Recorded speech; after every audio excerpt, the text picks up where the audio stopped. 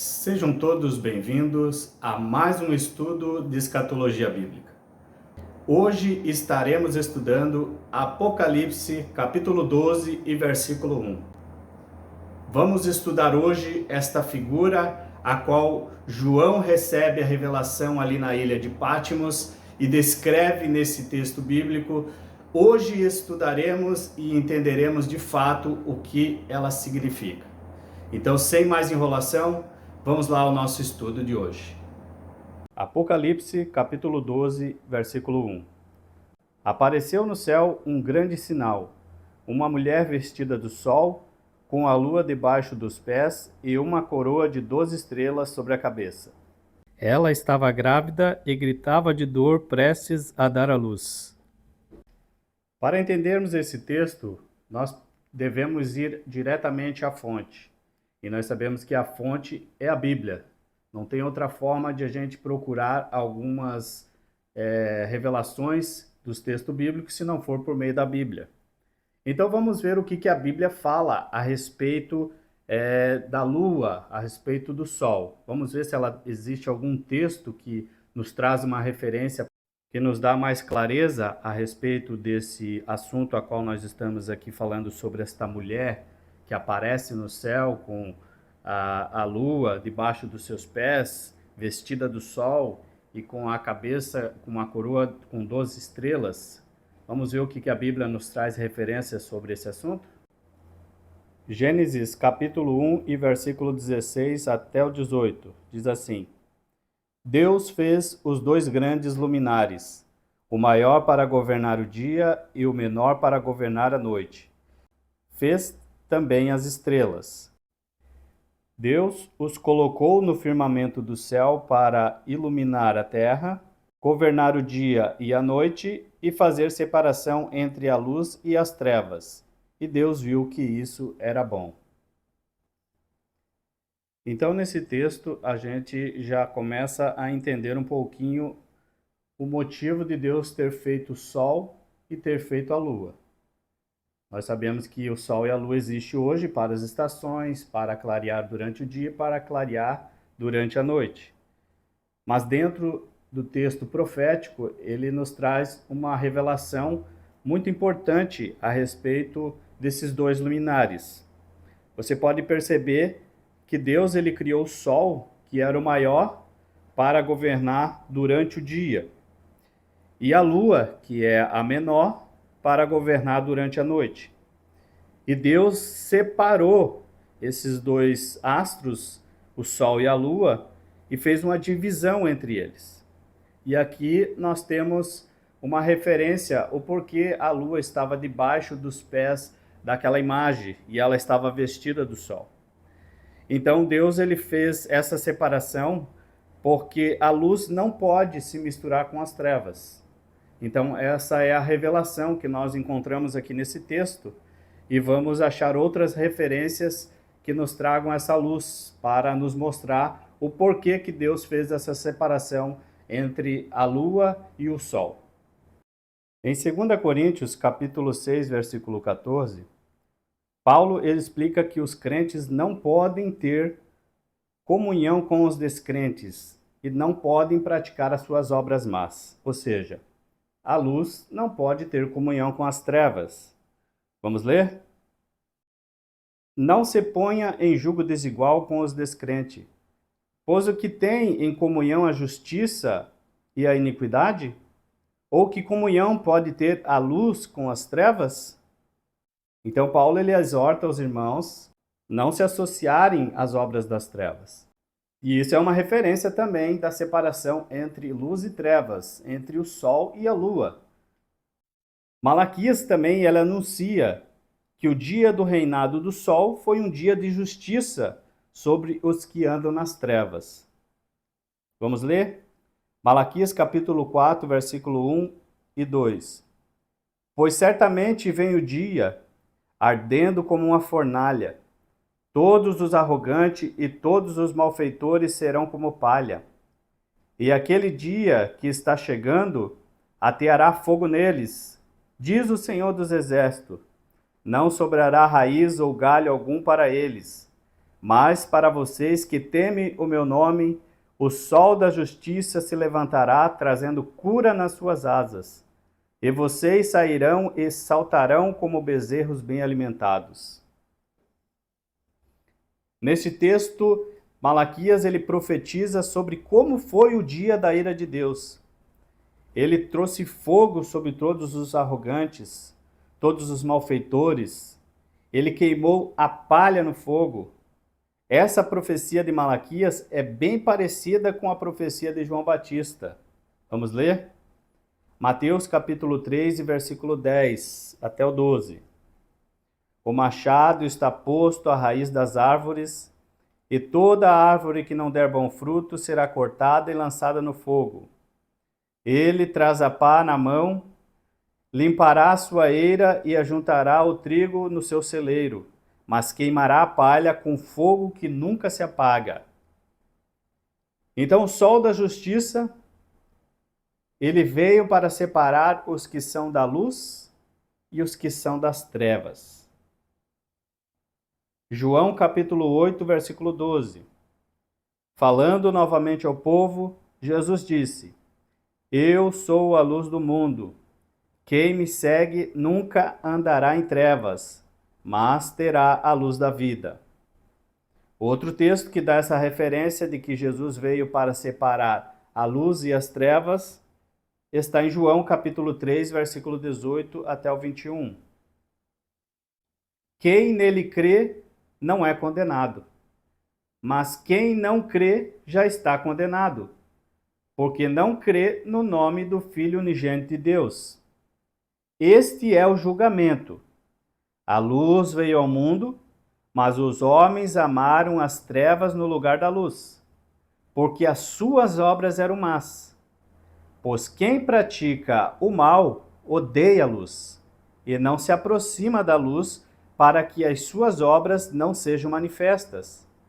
Quem, porém, pratica a verdade, vem para a luz, para que se veja claramente que as suas obras são realizadas por intermédio de Deus. Então, o dia do juízo foi um tempo de dor e sofrimento para aqueles que amaram mais as trevas do que a luz.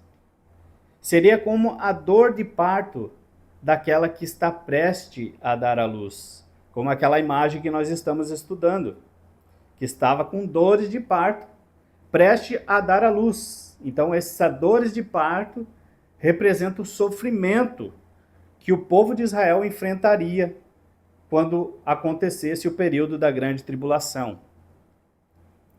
Vamos ler 1 Tessalonicenses, capítulo 5, versículo 3 até o 9. Quando disserem paz e segurança, a destruição virá de repente sobre eles, como as dores de parto à mulher grávida. De modo nenhum escaparão. Vocês, porém, irmãos, não estão nas trevas para que esse dia os surpreenda como um ladrão. Vocês todos são filhos da luz e filhos do dia. Não somos da noite nem das trevas. Portanto, não durmamos como os demais, mas estejamos alertas e sejamos sóbrios. Pois os que dormem, de noite dormem. Os que se embriagam, de noite se embriagam. Nós, porém, que somos do dia, sejamos sóbrios, vestindo a couraça da fé e do amor e o capacete da esperança da salvação. Porque Deus não nos destinou para a ira, mas para recebermos a salvação por meio do nosso Senhor Jesus Cristo. Então, nesse texto, falando sobre as dores de parto daquela que estava grávida, Paulo, ele alerta que esse dia seria como dores de parto para aqueles que estavam em trevas. Mas quem andava na luz, que é Jesus, que é a luz, ele não foi pego de surpresa no dia da ira de Deus, que cairia ali sobre os israelitas no dia da grande tribulação. Então, a lua debaixo dos pés da mulher significa o juízo da luz sobre as trevas. 1 Coríntios capítulo 15, versículo 22 até o 26. Da mesma forma que em Adão todos morrem, Em Cristo todos voltarão a viver, mas cada um por sua vez. Cristo as primícias, depois, quando ele vier, os que lhe pertencem. Então virá o fim, quando ele entregar o reino a Deus, o Pai, depois de ter destruído todo domínio, toda autoridade e todo poder. Pois é necessário que ele reine até que todos os seus inimigos sejam postos debaixo dos seus pés. Ou seja, o que nós acabamos de falar. A lua debaixo dos pés daquela mulher grávida, que gerou a luz a um filho varão, e esse filho há de reger todas as nações, era Jesus. Então, aqui nesse texto ele diz que ele colocaria todos os seus inimigos debaixo dos seus pés. E o último inimigo a ser destruído é a morte.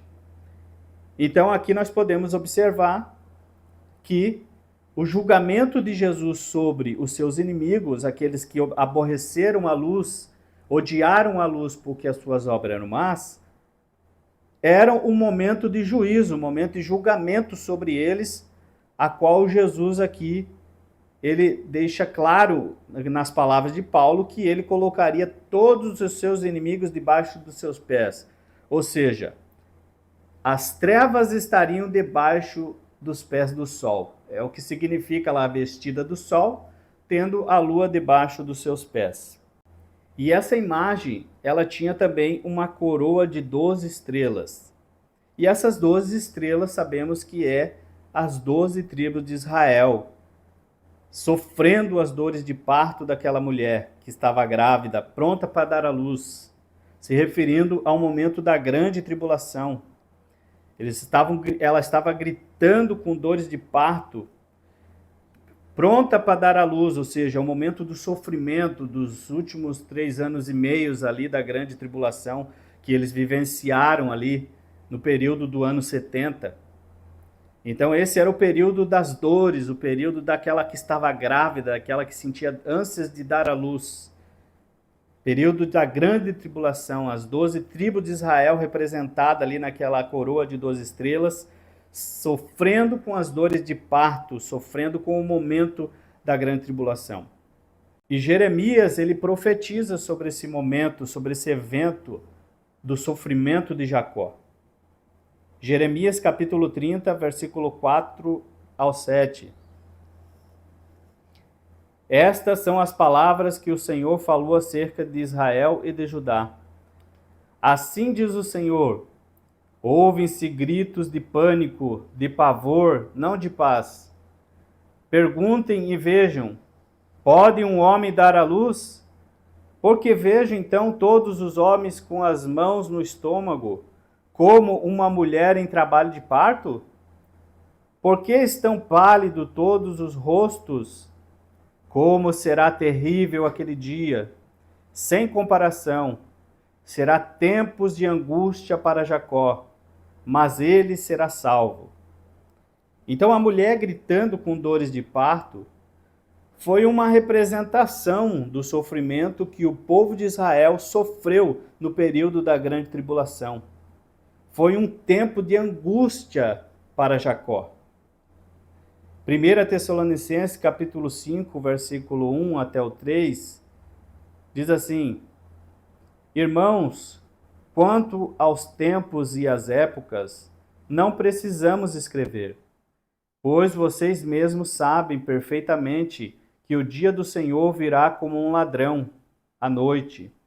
Quando disserem paz e segurança, a destruição virá de repente sobre eles, como as dores de parto à mulher grávida, de modo nenhum escaparão.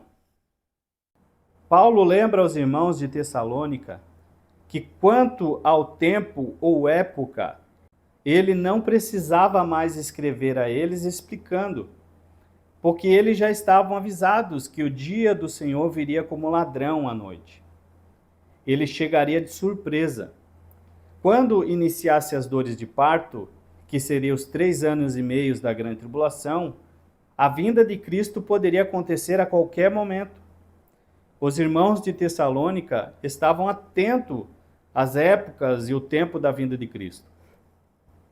Quando iniciasse as dores de parto Sua vinda era iminente.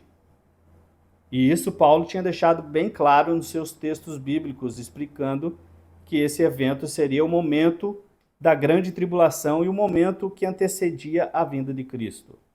Em Mateus capítulo 24, versículo 15, Jesus ele alerta os seus discípulos a respeito desse evento que aconteceria em Jerusalém. Diz assim: assim, quando vocês virem o abominável da desolação, do qual falou o profeta Daniel no lugar santo, quem lhe entenda, quem estiver no telhado da sua casa, não desça para tirar dela coisa alguma. Quem estiver no campo, não volte para pegar o seu manto. Como serão terríveis aqueles dias para as grávidas e para as que estiverem amamentando. Orem para que a fuga de vocês não aconteça no inverno, nem no sábado, porque haverá grande tribulação como nunca houve desde o princípio do mundo, e até agora nem jamais haverá. Aprendei a lição da figueira. Quando os seus ramos se renovam e as suas folhas começam a brotar, vocês sabem que o verão está próximo. Assim também, quando virem todas essas coisas, saibam que o tempo está próximo às portas. Em verdade lhes digo que não passará esta geração até que todas essas coisas aconteçam. Os céus e a terra passarão, mas as minhas palavras jamais passarão. Concluindo aqui o nosso estudo, nós aprendemos que a mulher grávida com dores de parto é Israel vivendo o momento dos 3 anos e meio de grande tribulação. E esse dia de tribulação da mulher grávida com dores de parto, prestes a dar à luz, esses dias foram dias de vingança para queimar a palha e separar a luz das trevas. Quem está em Cristo não tem parte com as trevas. A luz, Jesus, ele veio ao mundo para condenar as obras das trevas. Quem anda na luz jamais estará em trevas. Os futuristas, eles ensinam que essa grande tribulação ainda não aconteceu. Porém, já mostrei nos estudos anteriores e continuarei mostrando que esses eventos já aconteceu no ano 70. Jesus ele repete várias vezes que esse período da grande tribulação cairia sobre aquela geração que matou os profetas e perseguiu seus discípulos. Mas vamos continuar estudando e aos poucos isso vai ficar cada vez mais claro para cada um de nós, tá certo? Então, muito obrigado a todos que acompanharam esse estudo aqui até o fim. Um forte abraço e fiquem todos na paz de nosso Senhor Jesus Cristo.